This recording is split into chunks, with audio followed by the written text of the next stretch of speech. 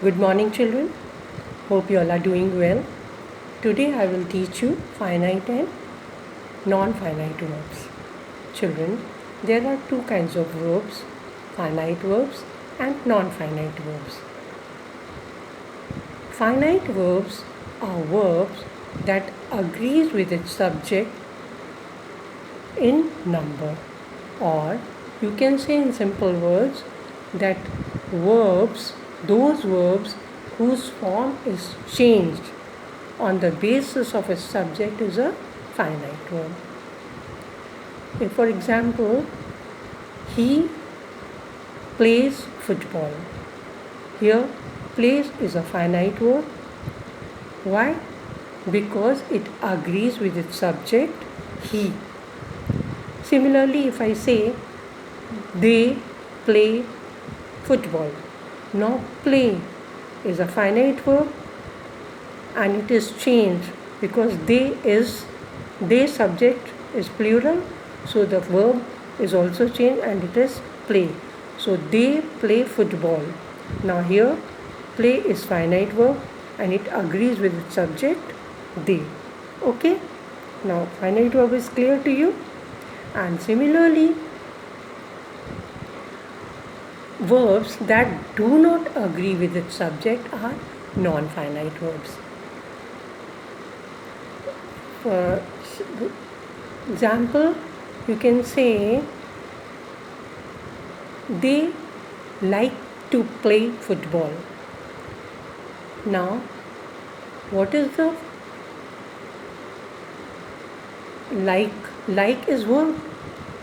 It agrees with the verb they, but to play is a non-finite verb. It is not. It has no connection with the subject. Alright, so it's a non-finite verb. Now open your book, page number 44. Here it's given finite and non-finite verb.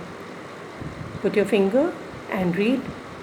A verb which agrees with its subject in number, or in other words, is controlled by the subject in this way, is known as a finite verb.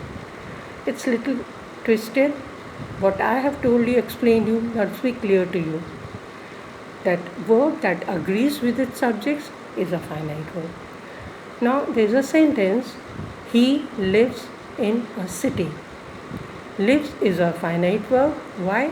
For it agrees with its subject, he, in number, singular. He is singular.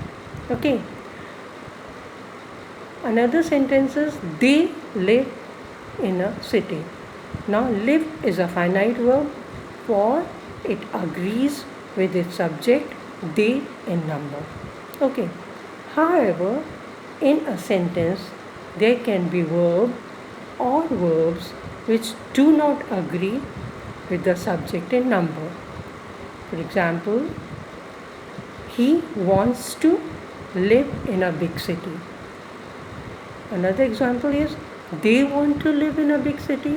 Now note, the verb wants is singular because the subject is singular, and the verb want, when the verb wants become plural, want, in order to agree with the subject they, which is plural in number.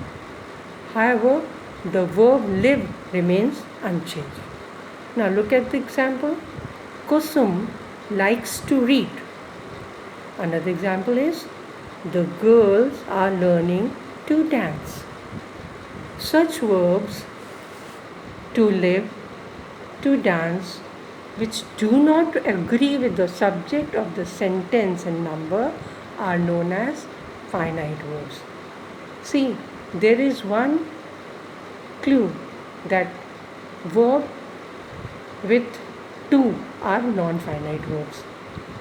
Non-finite verbs are also called infinitives. Alright.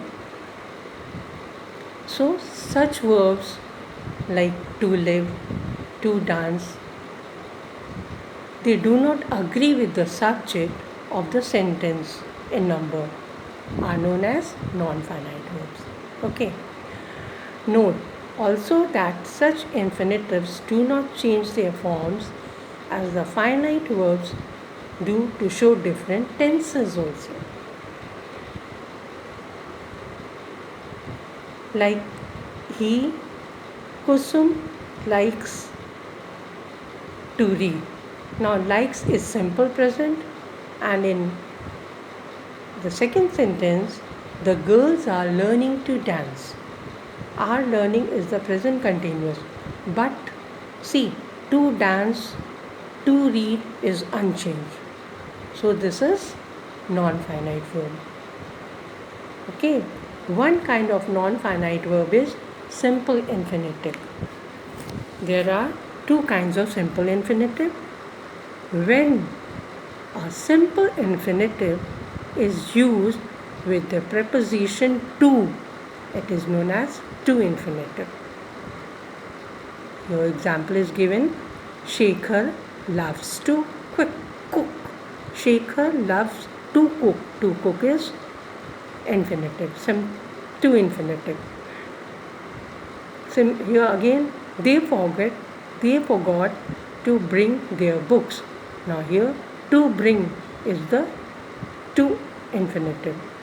When a simple infinitive is used without the preposition, it is known as bare infinitive.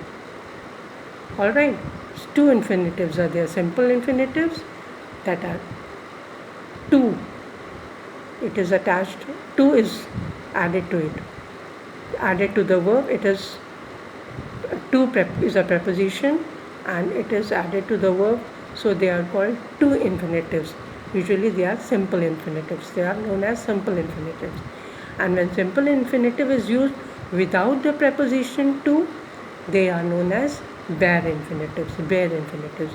For example, we all saw him throw the ball. Here, throw is simple infinitive, but to is not there, so it's a bare infinitive. Another sentence is here: the wind made us shiver. Shiver is a verb and it is bare infinitive without to, without the preposition to. So, simple infinitives are, unlike finite verbs, show no distinctions of tense. Remember, simple infinitives shows no distinction of tense. They are not affected by the tense. No changes are there due to tense. Okay, they are non-finite verbs or simple infinitives. There is one exercise also. We will do that in the next video. Okay, thank you.